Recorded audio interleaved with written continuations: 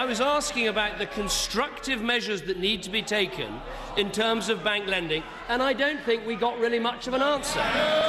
He didn't answer the question about whether additional taxpayer support needs to go into the bank system, and people might draw their own conclusions from that. But turning to the pre-budget report, let's turn to the pre-budget report. I know the Prime Minister is keen to, and I know the Prime Minister is desperate to go on this borrowing binge. Everyone wants to know how he is going to pay for it. Now, the Employment Minister, the Business Secretary and the Chancellor have all said that taxes will have to rise. Isn't that true? First of all, on small businesses, the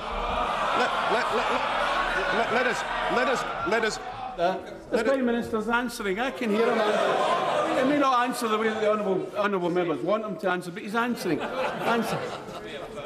Calling for action on small businesses. That means there will have to be a fiscal expansion to help small businesses. The problem is the Conservative Party has set the face against a fiscal expansion. And why are we proposing a fiscal expansion, and why are the Conservatives opposing it? The reason is to bring back growth into the economy. And the best way of dealing with tax issues is to secure growth in the economy and to secure tax revenues. They are the do-nothing party when it comes to now, and they will let the country down by their actions. It's amazing for a former Chancellor, but I think he's forgotten the difference between monetary policy and fiscal policy. He's forgotten. Order. Leader of the Opposition. He loves to lecture on economics, but for him it's actually all about the politics. He's made... Let me say to him. He has made his policy choice about fiscal policy. Now he's got to tell us how he's going to pay for it. The Business Secretary, not a man known for his candour, said this: you have to make a structural adjustment later on. In plain English, that means tax rises. Now, on this side of the House, we've made our choice. It's called spending restraint. Isn't it clear? Yeah. Isn't it clear that the Prime Minister favours tax rises? Mr. Speaker, the Leader of the Opposition on 30th September... Oh yes, oh yes. Oh yes. Oh yes, Mr. Speaker. The lightweight thing to do would be to make unrealistic promises about slashing Labour's spending plans. A lightweight response to the problems we have at the moment. Now let me tell him the difference between monetary and fiscal policy.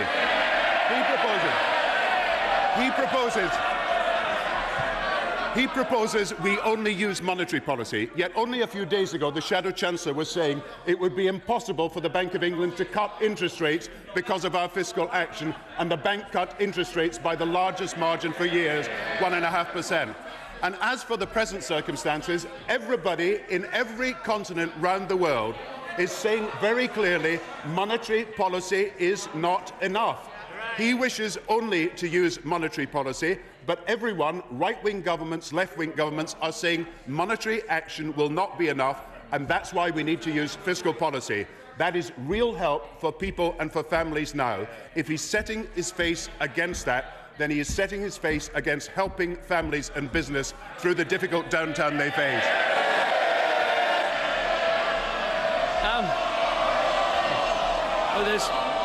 Order. Leader of the Opposition. The Prime Minister is so fond of trading quotes. Let me give him one I found from just yesterday.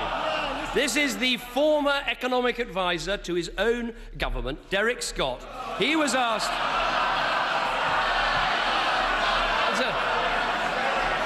He was asked... Well, he did advise me. I want to hear it. Order. Can't do better than that. Order. Leader of the Opposition. Can't you do better than that? He was asked about the government's claim. He was asked about the government's claim that this recession was largely not of their making, and his answer was, that is largely drivel, frankly. That is what he said.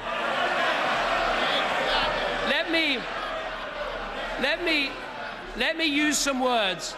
Let me use some words the Prime Minister might be very familiar with, and they are these. Unfunded tax promises simply do not add up. They mean tax cuts before an election, leading to tax rises after an election. That is what he said as Chancellor just a few years ago. Now, if he doesn't agree with his Employment Minister, if he doesn't agree with his Chancellor, if he doesn't agree with his Trade Secretary, perhaps he can tell us, does he agree with himself?